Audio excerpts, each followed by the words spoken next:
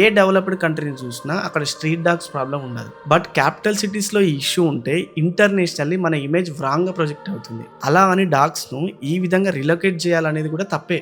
వాటిని చంపడం అనేది తప్పే. ఆల్సో కుక్కలు చిన్నపిల్లలపైన దాడి చేస్తే కూడా ఏమనొద్దు అనేది కూడా తప్పే.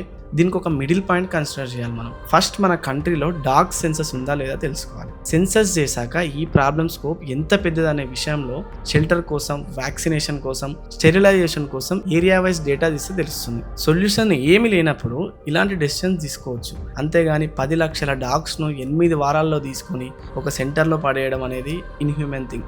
ఒక్కటి గుర్తుపెట్టుకోండి, ఎంత జరిగినా మనిషి బెస్ట్ ఫ్రెండ్ కుక్క మాత్రమే. హిమాచల్ ప్రదేశ్లో 60+ లైఫ్స్ను ఫ్లడ్స్ వచ్చే ముందు పసిగట్టి కాపాడింది ఒక కుక్కే.